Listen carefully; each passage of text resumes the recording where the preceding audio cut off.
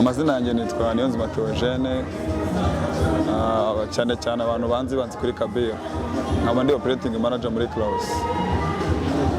Claucy ni ikigo kimaze iminsi mu kazi ka hospitality. Serivisi dutanga ni ijyanye na bar na restaurant ndetse na weekend dutanga serivisi ya night club. Serivisi dutanga ya bar na restaurant umuntu wese mu buzima bayikeneye, ndetse akarusho katuma umuntu aza muri Claucy ku bijyanye na bar tuba tubafitiye promotion kuva ku mbere kugera ku cyumweru. Ibintu bidasanzwe ahantu hose, ariko twebwe niyo tubahereza kuva ku mbere kugera ku cyumweru dufite promotion, aho ugura bucket irimo beer 5 tukakongeza ya gatandatu ku giciro cya beer 5. Ndetse restaurant yo guhera mu gitondo kugera nimugoroba amasaha 28 tuba dukora, kuko ari serivisi y'ibiribwa. Igihe cyose ukeneye cyo kurya urakibona, na delivery yo turayikora. Biya ziri kuri promotion ni biya yose ya Bralirwa ibiri kuri promotion, ndetse n'izindi abandi batanga kuri promotion nk'amasiminov tubitangira kuri promotion n'amataska. Ikintu cyose wifuza twebwe muri Claucy twarabadabagije promotion y'umunangi. Hanyuma muri restaurant mutanga mize service.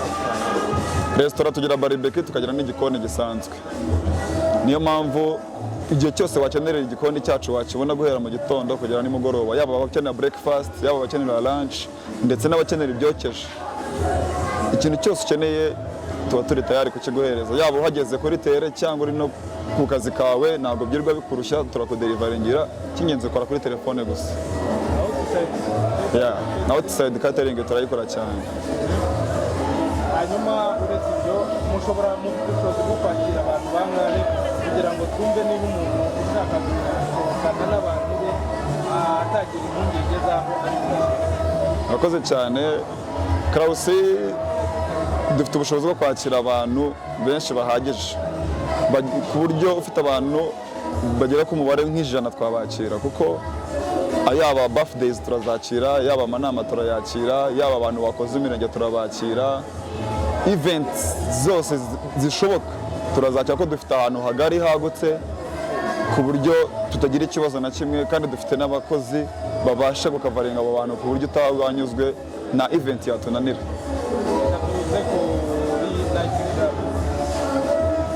Night club yacu ni nziza, ni ngari, nashimishwa nuko nabona buri muntu wese yizamo, kuko yaba ari ahantu heza, hari umuziki mwiza uyunguruye. Ni night club ikora kuwa gatanu no kuwa gatandatu guhera saa 3 za nijoro kugera saa 8. Niyo night club yacu ikora iminsi 2 mu cyumweru, weekend kuwa gatanu no kuwa gatandatu. Umwihariko mufite mugira hano muri night club n'ubu? Umwihariko tugira muri night club nuko iyo minsi mvuza ruguru ya weekend kuwa gatanu no kuwa gatandatu tubasha kubazanira abahanzi, tukabazana n'aba DJ bagezweho. Kuwa gatanu hafi ya buri gatanu dufite umuhanzi ukunzwe ugezweho mukunda, ndetse muri weekend kuwa gatandatu tuba dufite aba DJ bagitandukanye bagezweho, aba DJ musanzwe mubona hano hanze bashyushye tuba tubafite.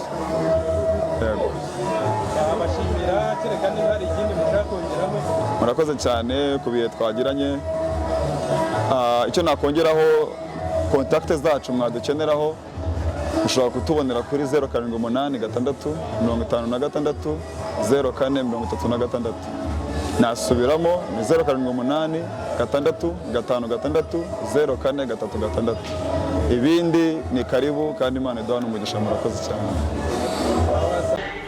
Claucy, vuguta amabia, vuguta ibyerisha. uzi kugura mitsingi 5, Amstel cyangwa Heineken 5 bakaguhesha 3. Kutavuga ukuntu ari mu bwami bwa rikeri n'umuvinyo. Wikwibagirwa restaurant yahose, mucoma waho baramwirahira. Ntiwibagirwa abasore n'inkumi b'abanyamwuga mu kwakira babagana muri Claucy. Hari na night club, buri wa gatanu haba hari umuhanzi ugezweho ubafasha kwinjira muri weekend mukiye kandi mwizihiwe. Akarusho tugira serivisi ya outside catering, aho waba uri hose tugutegurira amafunguro wifuza tukayakugezaho mu kanya nk'ako guhumbya. Cyo kimwe no gutanga komande, hamagara kuri 0786 iyi nimero iri no kuri WhatsApp. Muri Claucy Bar and Restaurant ni mu mujyi wa Kigali ku Gisozi haruguru ya Iyerika. Muri Claucy ni mu munezero gusa.